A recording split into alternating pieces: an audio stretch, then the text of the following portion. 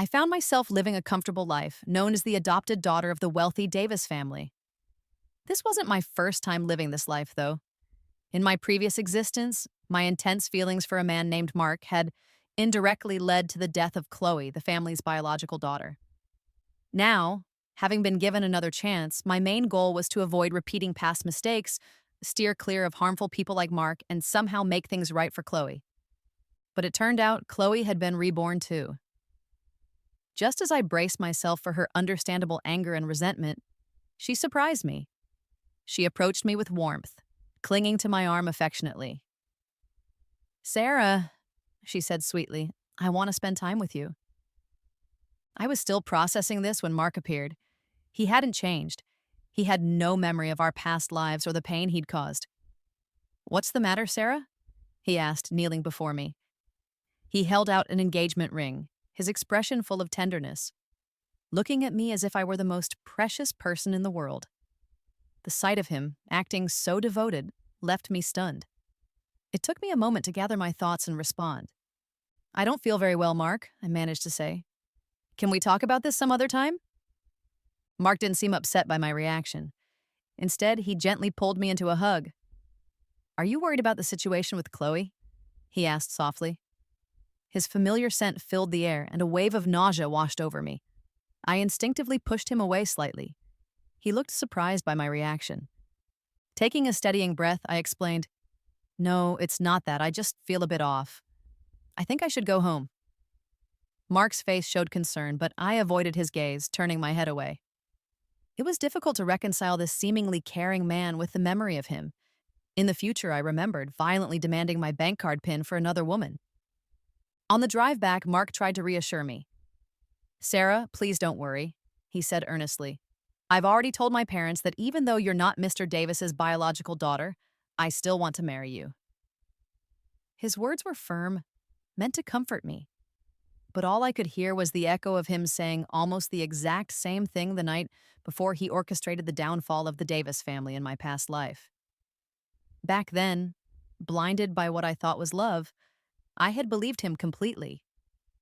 Later, however, he had sneered at me, calling me a fool, and admitting he never intended to marry me.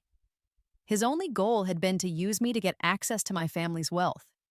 The person he truly planned to marry was Emily, his first love, whom he kept hidden away. I forced a smile. "I know, Mark. I'm sorry. It's my fault. You know how I get sometimes? My blood sugar must be low. I wasn't feeling well earlier." Mark chuckled lightly. "Of course, I know. I can wait, Sarah." "Oh, I can wait too, Mark," I thought grimly. "Last time you destroyed my family and me. This time, I'll make sure you understand exactly how that feels." I managed to maintain my composure around Mark, but the moment I walked into my home and saw my parents, alive and well, unlike in my memories, something inside me broke. Tears streamed down my face, leaving my parents confused and worried that something terrible had happened. In my previous life, even after Khloe had returned and her identity was revealed, my parents had never treated me poorly.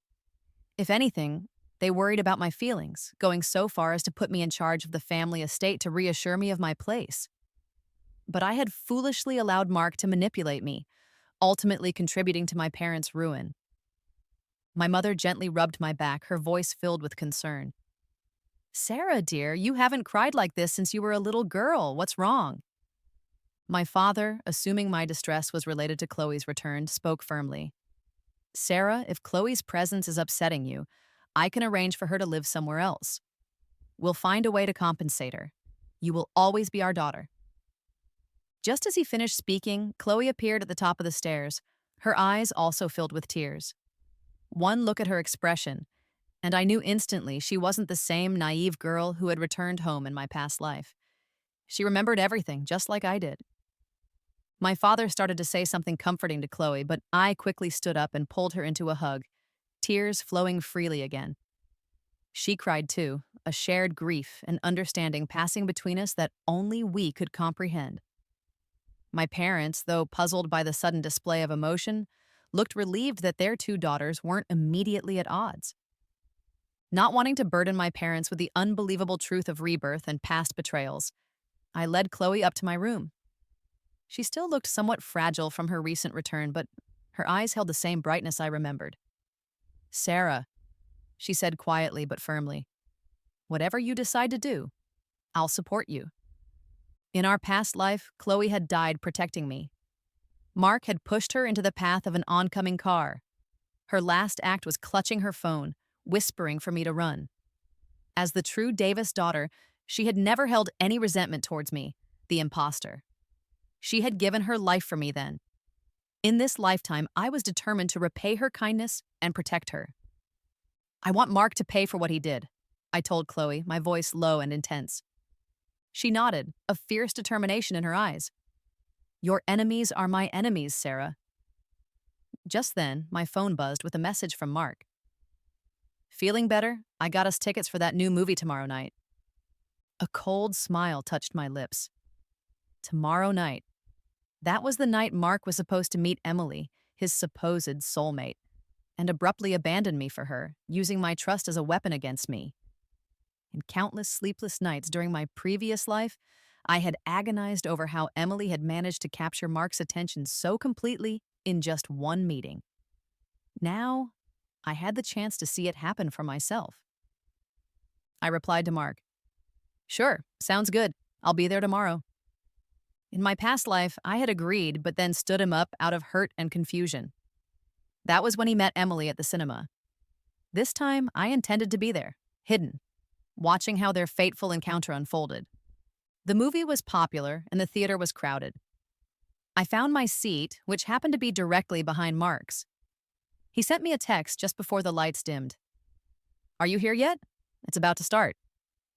I quickly typed back, "So, sorry, Mark, something unexpected came up at the last minute. I can't make it tonight. You go ahead and enjoy the movie. I'll make it up to you next time." Mark replied, "All right then. Take care of yourself and don't stay up too late." In my previous life, after Khloe's return, I had been consumed by insecurity, terrified my parents would cast me aside. Mark had seemed like my only constant supporter, the one person who stood by me unconditionally. I had been so certain of his love that when he started acting distant later on, I dismissed my concerns.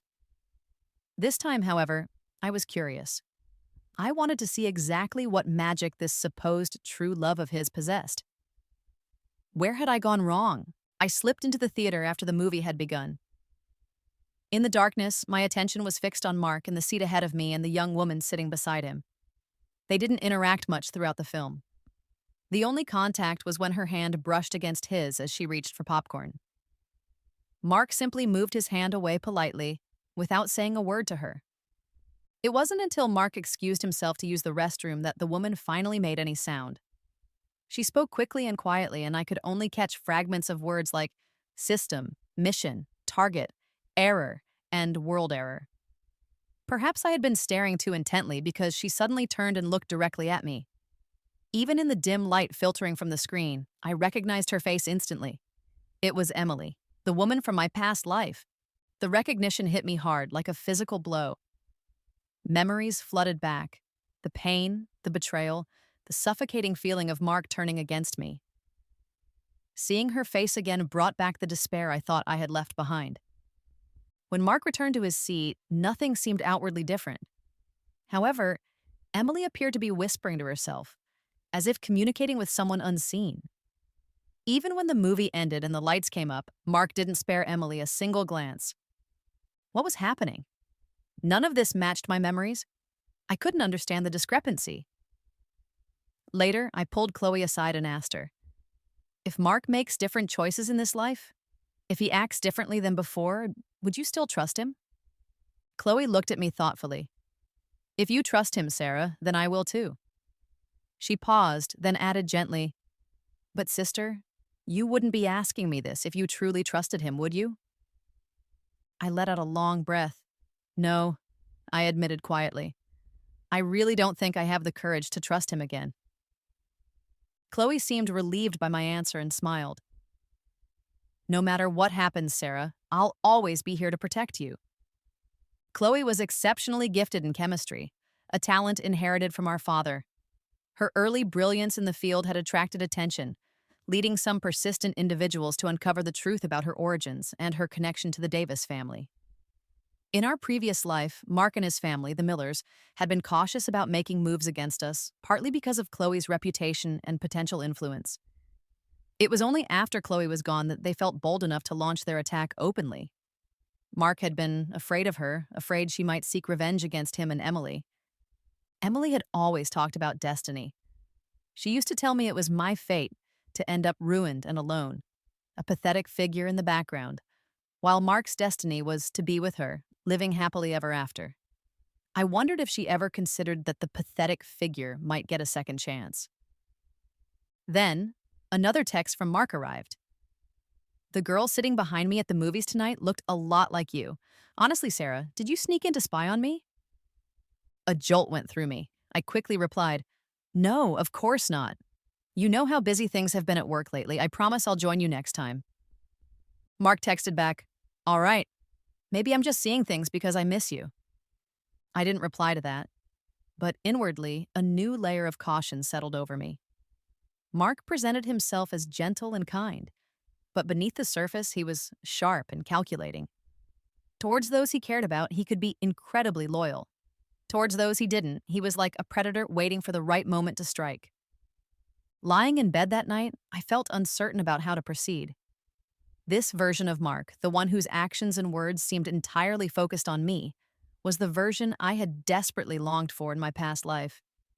A part of me felt I shouldn't hold this Mark accountable for the actions of his past self, especially since he seemed to have no interest in Emily this time around.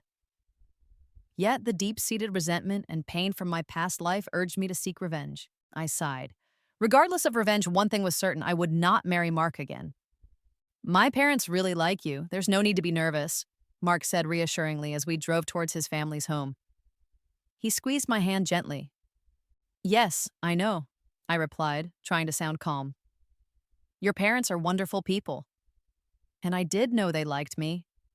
I also remembered how, in my previous life, Mark had fought bitterly with them because he wanted to marry Emily instead. I recalled how his father had been so devastated by Mark's actions against my parents that he had suffered a health crisis. So, yes, I was anxious, but not about meeting his parents. I was stressed about finding the right way to tell them I no longer intended to marry their son. Mark, oblivious to my inner turmoil, looked at me with affection. So, Sarah, he began, a soft chuckle in his voice, when are you going to give me an answer? You should at least tell me when would be a good time to propose properly. I didn't know how to respond, so I quickly changed the subject. Aren't you hiring a new secretary soon? He raised an eyebrow, a teasing glint in his eye. Why? Are you getting jealous already? I shook my head and remained silent. In my past life, shortly after meeting Emily, Mark had become completely infatuated with her. She had then become his secretary, and their constant proximity led him to abandon our years-long relationship after only 6 months. I had always assumed I would marry Mark. It had been the plan for 17 years. For 17 years, the thought that someone else could come between us had never crossed my mind. We were childhood sweethearts. How could 6 short months possibly outweigh all those years? Mark's parents greeted me with the same warmth and kindness as always, showing no change in their attitude despite knowing I wasn't biologically related to the Davis family. His father even said, Sarah, we've watched you grow up. You're the only daughter-in-law we want. We heard about what happened with your family situation. Life can be tough, but you're a strong young woman. We know Mark is completely devoted to you. We're not stuck in the past. You two should get married soon and give us a grandchild to spoil. I forced a smile, unsure how to respond in a way that would satisfy him. Mark was looking at me expectantly, too. It felt like everything in this life was aligning perfectly with what I had always desired. Mark's devotion, his parents' approval, Emily seemingly out of the picture. This was the life I had dreamed of, but never achieved in my past existence. And now that it was seemingly within my grasp, I realized with a startling clarity that I didn't want it anymore. It felt like a child desperately wanting a particular toy, only to finally receive it and realize they'd outgrown it. Sitting in the passenger seat of Mark's car on the way home, I listened to the wind rushing past outside. Mark remained gentle and attentive. If you don't like the idea of me having a female secretary, he offered, his eyes full of sincerity. I can hire a male assistant instead. I don't want to do anything that makes you feel jealous. I looked at him but said nothing. He pulled the car over to the side of the road, turned to me, and said, Sarah, you've seemed a bit distant lately. There was an unreadable emotion in his gaze. What's going on? I remained silent for a moment before finally saying, I've just been feeling a little unwell recently. He nodded slowly, then started the car again. You know you can talk to me about anything, right? Otherwise, I can't possibly guess what's on your mind. I looked at his familiar profile, and the painful memories from my past life began to feel distant, almost blurry. Maybe I should wait a little longer, I thought. For the sake of his parents, Uncle and Aunt Miller, I should wait. Mark was being so consistently kind, never giving me an opening to say anything harsh or final. Looking into his earnest eyes, I questioned whether it was fair to judge him now, based on actions he might commit in the future. It was a question I couldn't answer, and neither could Khloe when I discussed it with her later. This uncertainty continued until the day I accidentally overheard a conversation between Mark and Emily. My parents had made some chicken soup and asked me to take it to Mark at his office. They had probably sensed my cooling attitude towards the marriage and were subtly trying to push us together, creating opportunities for us to interact. Our families had planned our marriage for years, and my sudden hesitation was clearly worrying them. The elevators at Mark's office building were packed, so I decided to take the stairs. As I approached the landing near his office, I heard an angry voice echoing in the stairwell. It was unmistakably Mark's, filled with a level of fury I rarely witnessed. Can you just stop coming to me? He demanded. Aren't you tired of this? I've already told you, I'm getting married soon. Emily's voice sounded softer, slightly hurt. I didn't come looking for you. I just happened to end up working at your company. Mark let out a cold, disbelieving laugh. Happened to? You happened to watch the same movie as me? You happened to eat at the same restaurant? And now you've happened to get hired as a secretary here? Emily, don't think I don't know what game you're playing. I'm telling you right now, I won't believe you again. Emily sounded genuinely confused. What do you mean, believe me again?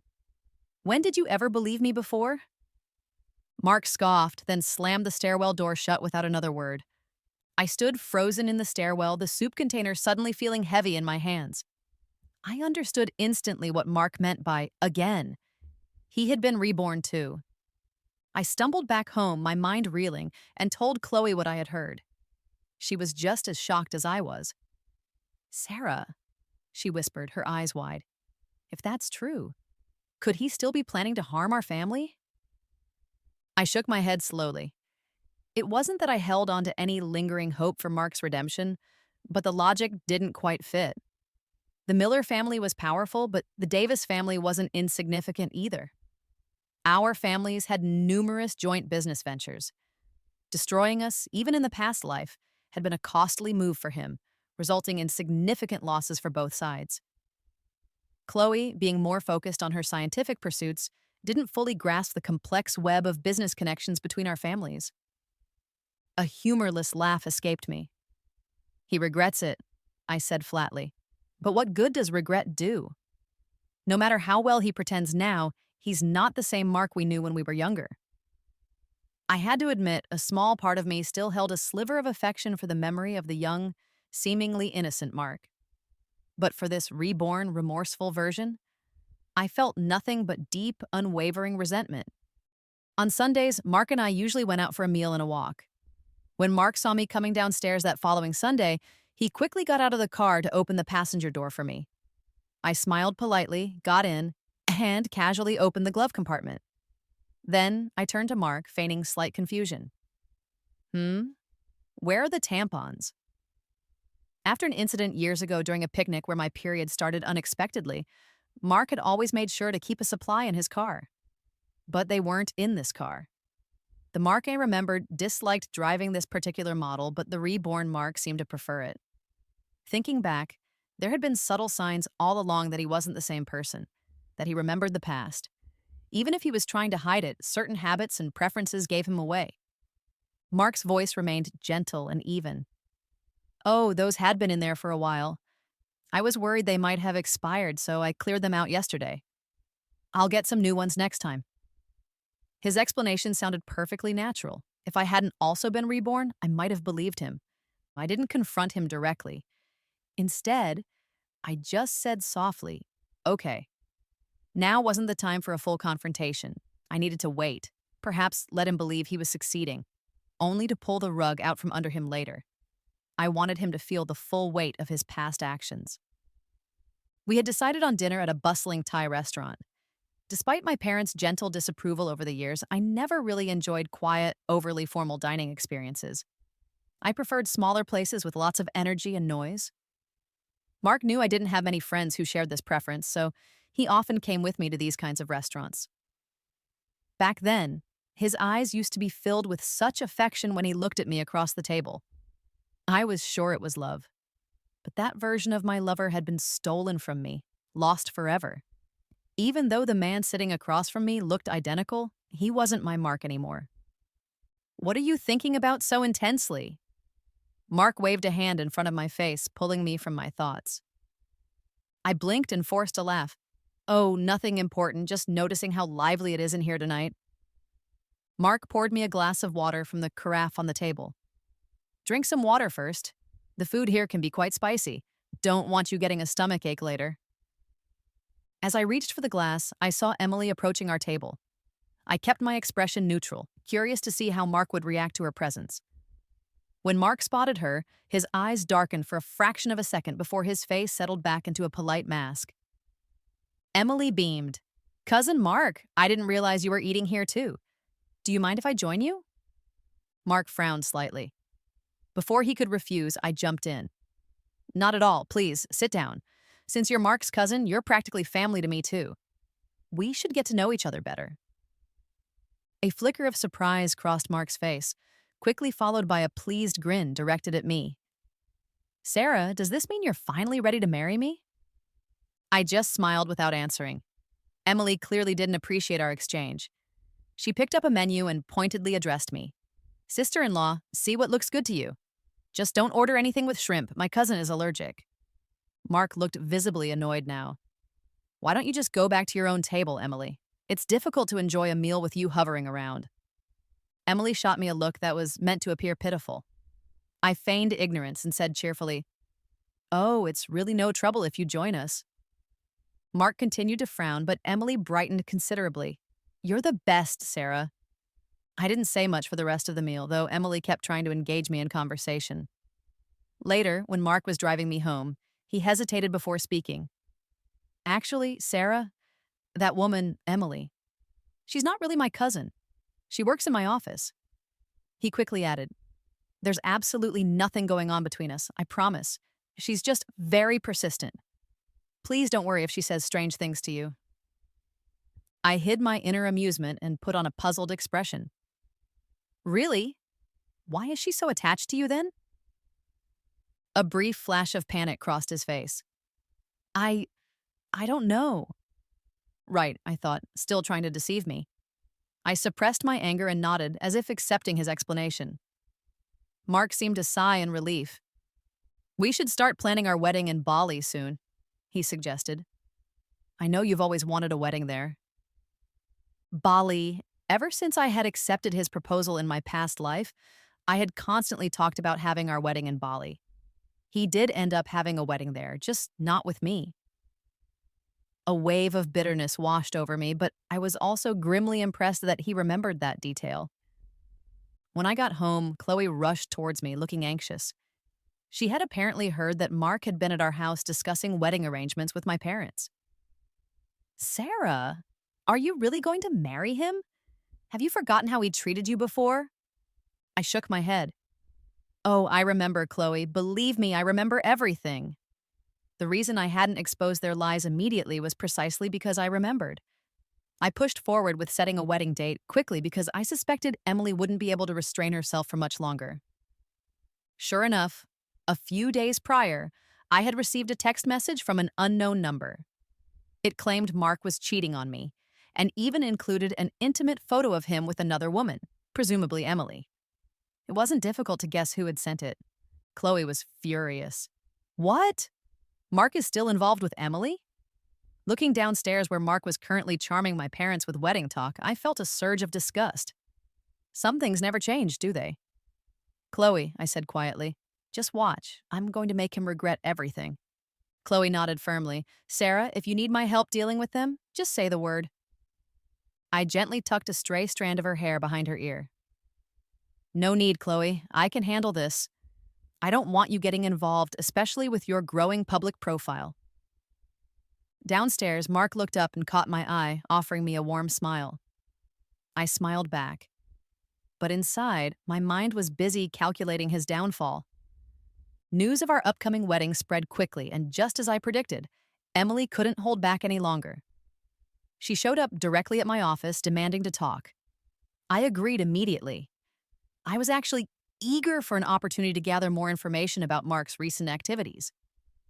Since my rebirth, I had started quietly investigating our family company's affairs. I knew that our collapse in the past life wasn't solely Mark's fault. There had been underlying issues within the business itself. I hadn't yet identified the exact problem, but its presence made me hesitant to confront Mark completely until I had a clearer picture. Emily sat across from me, showing no signs of guilt or remorse. Did you know? She began without preamble. Mark stopped loving you a long time ago. I inwardly scoffed but remained silent, not wanting to say anything that could be recorded or twisted later. My lack of reaction seemed to encourage her. You saw the message I sent, right? With the picture? You still can't believe Mark cheated on you even after seeing that? I offered a small, dismissive smile. A single picture doesn't prove anything. Seeing is believing, Emily. Mark already told me about your persistence. You should stop trying to cause trouble between us. Emily seemed to underestimate my resolve, muttering under her breath. Such a fool in love. She deserves to lose everything if she ignores such obvious signs. Her words stung, dredging up old insecurities, but I didn't let it show. I looked at her directly. What exactly are you implying? Emily sneered, her expression mocking. Nothing. I just feel sorry for you. Her eyes, however, held a malicious glint beneath the feigned pity. I was still trying to process her strange attitude when suddenly an angry voice cut through the air. What are you doing here? Mark stood in the doorway, glaring first at Emily, then at me, his anger escalating. What lies did you tell her? Emily immediately adopted an innocent expression. Nothing. We were just having a friendly chat. I calmly pulled out my phone and showed Mark the text message and photo Emily had sent. Mark, I said, my voice steady and trusting. I believe you, of course, but you need to handle the situation properly. I don't want to see her bothering us again. Emily looked utterly shocked, clearly not expecting me to reveal the evidence to Mark directly.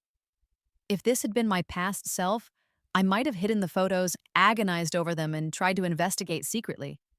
But the current me held no expectations of Mark's fidelity or love. Why waste the effort? Mark looked at the photo on my phone, his brow furrowed in annoyance. He turned to Emily, his expression hardening. Then he looked back at me. All right, Sarah, I understand. Thank you for trusting me. I laughed lightly. You're my fiancé, Mark. If I can't trust you, who should I trust? A stranger? With that, I gave Emily a pointed look and walked out of the office, leaving her standing there with an expression of stunned disbelief. She probably thought I was the biggest fool imaginable, trusting my fiancé, even when presented with seemingly concrete evidence of his betrayal. I knew Emily wouldn't give up easily. She had always been calculating and utterly convinced that Mark and I were not meant to be together. She used to boast to me in the past, I'm his true love. Who are you? You're just a secondary character, a stepping stone for our romance. She possessed an unshakable certainty that she and Mark were destined for each other. She often told me, I'm the main character of this story and you're just the villain. I never understood her logic. She was the protagonist of her life and I was the protagonist of mine. She had actively worked to take over my family's business, labeled me as evil, benefited from my downfall, and yet somehow blamed me for ruining her relationship with Mark. Strangely, she never displayed any guilt. She acted as if she was entitled to everything she took. In our past life, she had condescendingly told me, You're just a fake daughter anyway. Even your engagement to Mark is based on a lie. She insisted, it's all predetermined. You need to accept your fate. But I refused to believe in her version of fate. If there was any justice in the world, she would be the one facing consequences. Why should I simply give up while she continued to thrive? As expected, the unknown number texted me again soon after. Still don't believe Mark is cheating? Tomorrow night, Sharetta Hotel, room 2221. Come and see your perfect man for yourself. I replied dismissively, I don't have time for these childish games. Go bother someone else. The person on the other end seemed to grow anxious. What will it take to make you see that Mark is a cheater? I knew perfectly well Mark was capable of cheating, but I wasn't about to admit that to them. I texted back, he's my fiancé. If I can't trust him, who can I trust? Besides, our families have significant business ties. We're deeply connected. Why would he risk everything by cheating? The anonymous texter replied sarcastically, business ties. Your family's company is practically hollowed out. Do you have any idea how wary your precious fiancé is of you and your family? I smirked inwardly but maintained my facade. Impossible. Mark and I have known each other for years. I know him better than anyone. No more messages came after that. I wasn't worried. I had a strong feeling they would take the bait I'd laid out. The next day, Mark called with an excuse about why he couldn't pick me up from work. I didn't go to the hotel as Emily, or whoever was texting, had suggested. Instead, I made an anonymous call to the police reporting suspicious illegal activity taking place in room 2221 at the Sharetta Hotel. I pictured Mark and Emily being escorted out in handcuffs. I just hoped Emily wouldn't disappoint me. However, things rarely go exactly according to plan. The following days passed without any news from Mark's parents. If he had been caught in a police raid, they surely would have contacted my family immediately to call off the engagement. I sighed, wondering where my plan had gone wrong. Then, a few days later, Emily texted me directly. I ditched Mark last night. Guess what? I managed to get something interesting from his office computer. Want to see it? Surprised by this unexpected turn, I replied quickly, what did you get? Emily responded playfully, guess what secrets your fiancé has been keeping behind your back? I texted back impatiently, stop wasting my time, Emily, just tell me what you have. She suggested, let's meet up, I'll show you. It contains information that could save your family's business. All you have to do is leave Mark. Deal. I didn't agree or disagree, simply asked for the location and time and headed there promptly. Emily was already waiting, a smug smile on her face when she saw me arrive. Well, well, I thought you and Mark were inseparable. Having second thoughts? Ignoring her taunt, I composed myself and replied coolly, Mark already warned me about you trying to cause trouble. Emily's tone hardened. Sarah, don't be naive enough to think Mark actually loves you. If it weren't for a glitch in the system, you would never have had the chance to act superior to me. Do you even know who you really are? I snorted softly. I'm not here to argue with you, Emily. If you don't have anything useful to show me, I'm leaving. Emily quickly moved to block my path, angrily throwing a small USB drive at me. Fine, take it. As the acting head of your family's company, you'll understand what's on this drive soon enough. Then you can decide if Mark is really worth your trust. With a smirk, I picked up the USB drive. You've certainly gone to a lot of trouble to try and split Mark and me up. Emily snapped back, I'm not trying to split you up. Mark and I are meant to be together. You think he loves you? I'm the one he's destined for. Even now, after everything, some of Emily's pronouncements grated on my nerves. I stood up, looking down at her. No matter how you try to frame it, Emily, you deliberately came between Mark and me.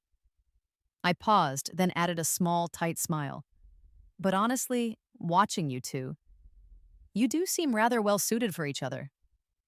I wasn't just speaking to Emily. I was also speaking to Mark, who had silently appeared and was now standing right behind her. His face turned ashen, and he seemed unable to speak. Emily jumped up, ready to offer an explanation, but Mark cut her off sharply.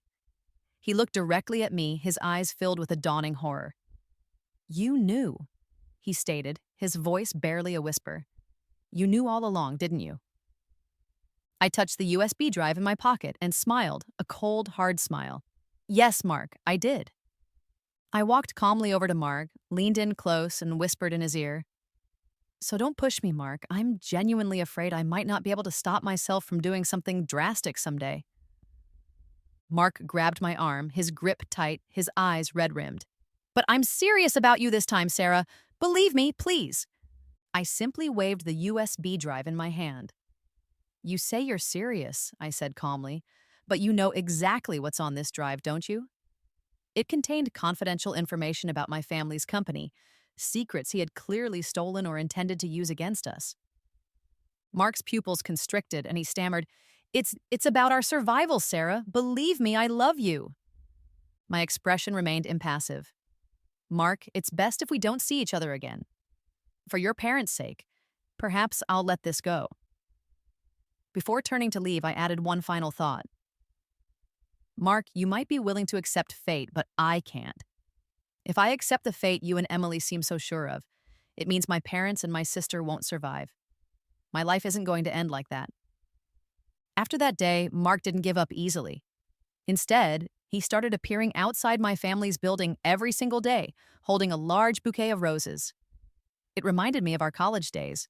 Whenever I was upset with him, he would wait outside my dormitory with roses, offering a sheepish, hopeful smile the moment I opened my window. Seeing him like that back then always melted my anger away. But now, seeing him standing there, holding those same roses, just made me feel sick. The happier the memory, the more bitter the present reality felt. My parents, after learning the truth about Mark's infidelity and deception, were heartbroken on my behalf. They stopped taking calls from his parents and immediately began trying to arrange dates for me with other eligible young men. Mark stood outside our gate alone for a full week. My family simply ignored him, pretending not to see him as he endured the sun and occasional rain. Emily showed up once during that week. She wore a simple white dress, trying to look innocent and concerned, as she attempted to gently persuade Mark to leave. But Mark suddenly shoved her away forcefully, causing her to stumble onto the grass verge, staining her dress. Khloe and I watched the entire exchange from an upstairs window. Khloe made a sound of disgust. "He really can't change, can he? I thought maybe he'd genuinely stay away from her this time, but I guess they're just destined to be tangled up together." I chuckled without humor. "Maybe it really is fate," I murmured, recalling Emily's constant pronouncements about destiny. Her words echoed in my mind like a persistent curse. If her destiny was to be forever entangled with Mark, and Mark's destiny was to leave me for her, then what did that mean for me and Khloe? Would Khloe inevitably die trying to save me again? Would I be left alone to face despair? Could we truly escape the path that seemed laid out for us? Despite my outward confidence, a thin thread of worry began to weave itself into my thoughts. Mark finally disappeared after waiting for a week. Khloe commented dryly that his devotion apparently only lasted 7 days, but I mostly felt a sense of relief. At least for now, my life seemed to be returning to a semblance of normalcy. I hadn't actively pursued retaliation against him, aside from creating some minor business complications for the Miller family. With Mark's parents still holding affection for me, I couldn't bring myself to inflict serious damage. I had leverage over Mark with the USB drive, and he likely knew better than to try anything against me directly now. I had considered unleashing my full anger and seeking comprehensive revenge against Mark, but every time I saw my parents smiling, happy, and safe, I reconsidered. The urge for vengeance would rise and fall within me until I finally decided, tentatively, to let it go.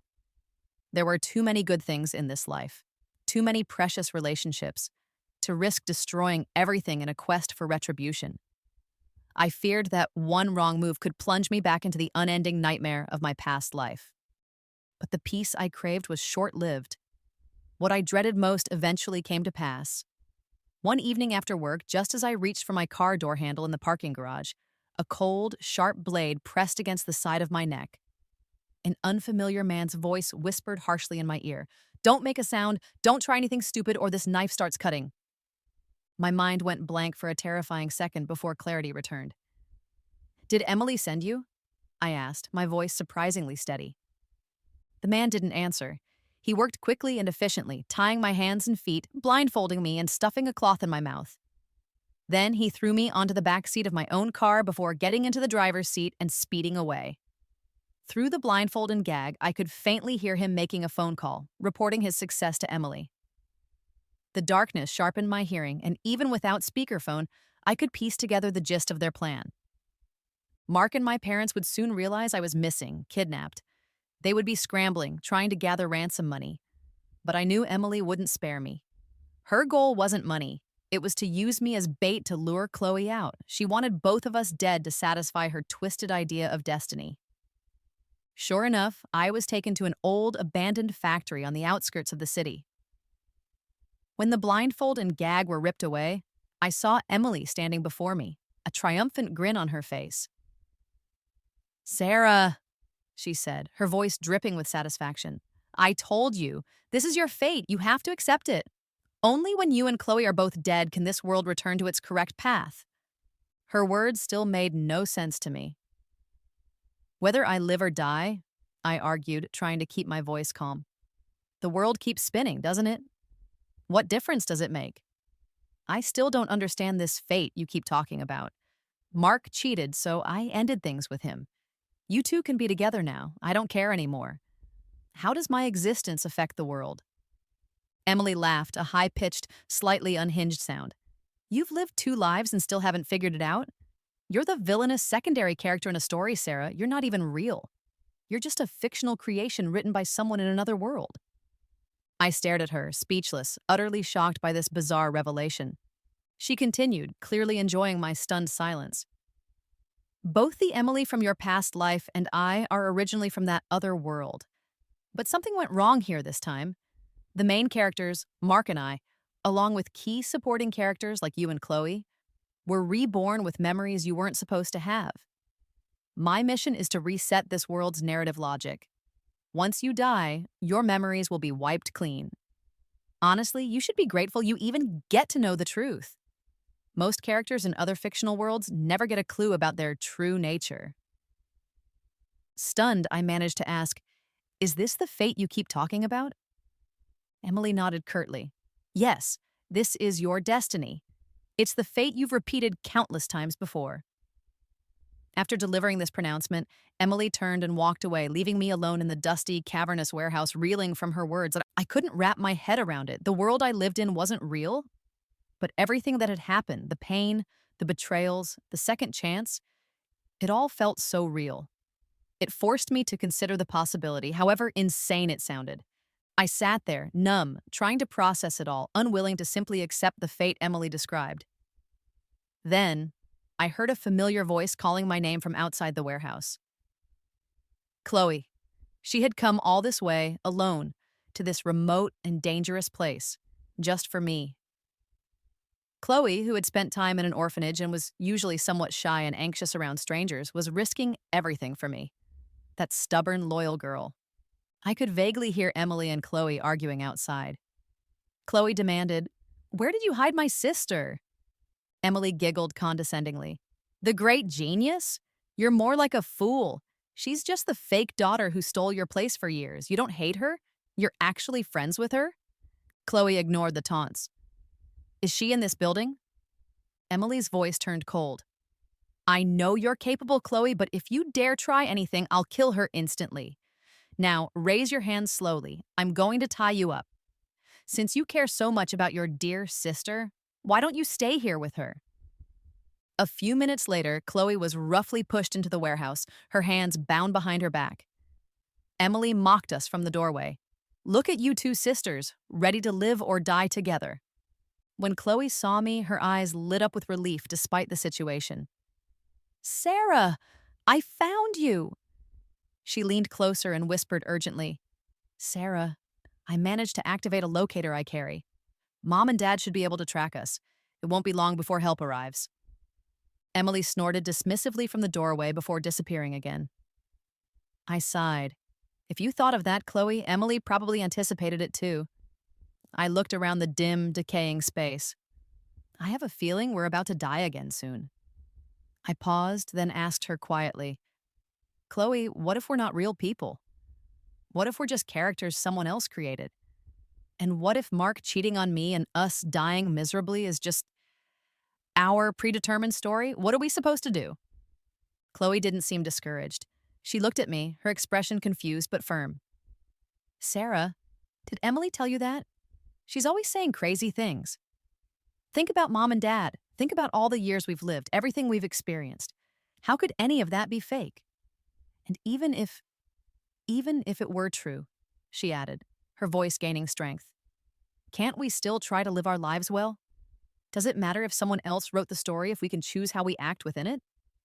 I was stunned by her simple, powerful logic. Yes, my parents, my sister, my friends, my life, they felt real to me. I felt real. I could make my own choices. I controlled my own destiny.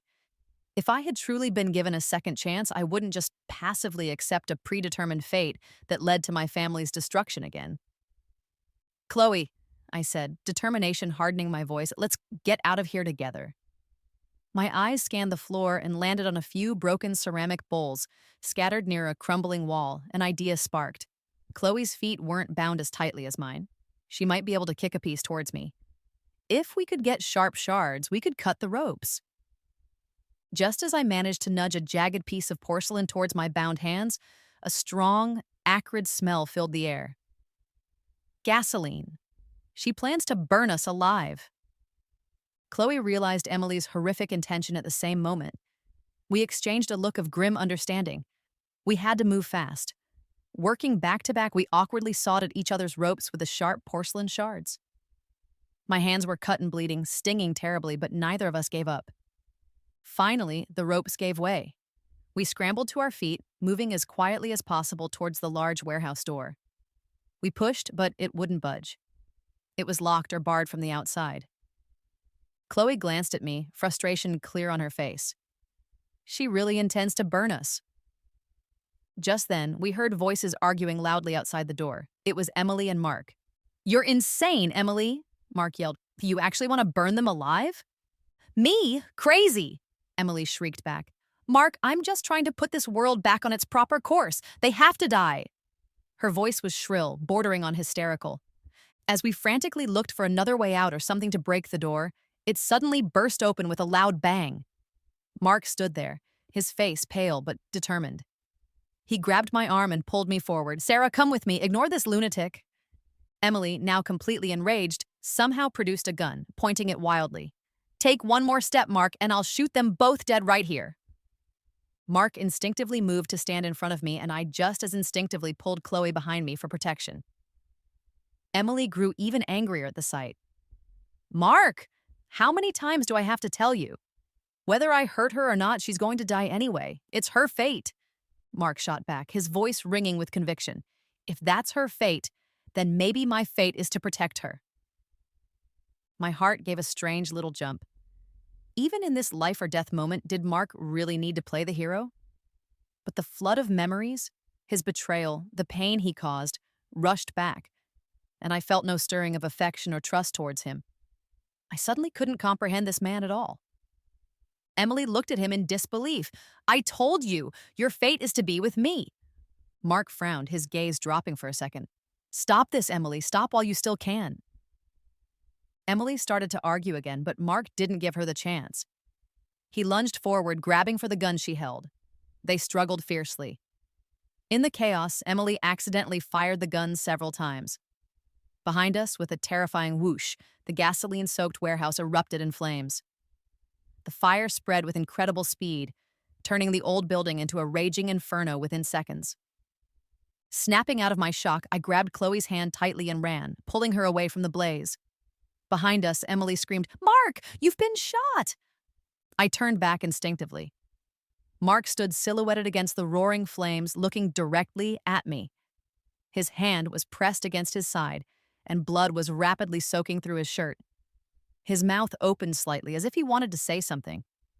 Though we were already some distance away amidst the roar of the fire, I thought I heard him say, Run! Just run! Emily's figure became indistinct in the heat haze, her voice filled with disbelief and panic. Mission failed? World disrupted? How is that possible? Their forms were swallowed by the flames. In that moment, amidst the inferno, I thought I heard the distinct sound of heavy chains breaking somewhere far away. Then came the wail of sirens, fire trucks and ambulances arriving on the scene. As paramedics lifted me onto a stretcher and into the back of an ambulance, I looked up dazedly at the clear blue sky above. I turned my head towards Khloe, who was being attended to beside me, and managed a weak smile. Tomorrow will be better, right? A month later, Uncle and Aunt Miller came to visit me. They brought a letter addressed to me in Mark's handwriting. With trembling hands, I opened it. Sarah, it began, I'm so sorry. The truth is, I've known for a long time that this world isn't standard. My real name isn't Mark, it's Logan. I'm an operative from another dimensional plane. I was sent here because individuals in this world began awakening to past life memories, gaining consciousness they weren't supposed to have, causing instability and threatening this reality's collapse. My mission was to restore the predetermined narrative to ensure everyone followed their assigned destinies. But then I met you again, spending time with you in this life. I fell completely, irrevocably in love with you. I wanted desperately to change your fate. You are so vibrant, so real. You should never have been designated as some expendable evil supporting character. But I failed. Time after time, cycle after cycle, I tried to alter the outcome, and time after time, I watched you meet a tragic end. It broke my heart countless times. I couldn't change your fate. Yet this time felt different from the start.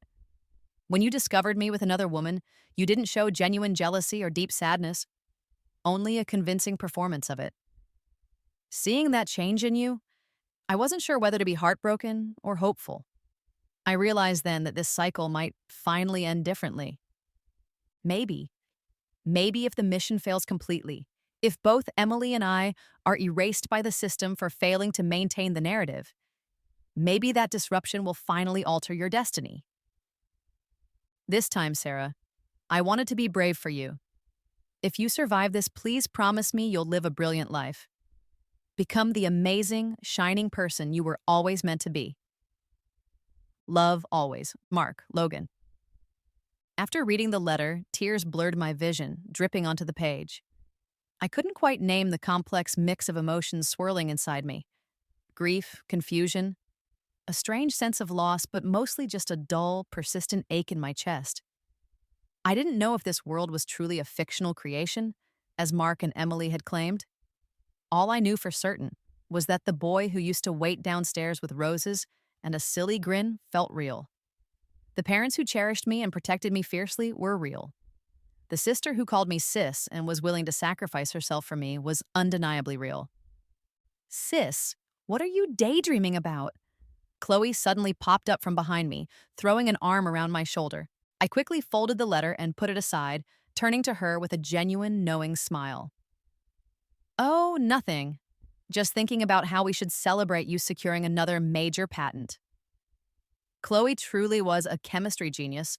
The fire and trauma hadn't slowed down her brilliant mind or her string of accolades.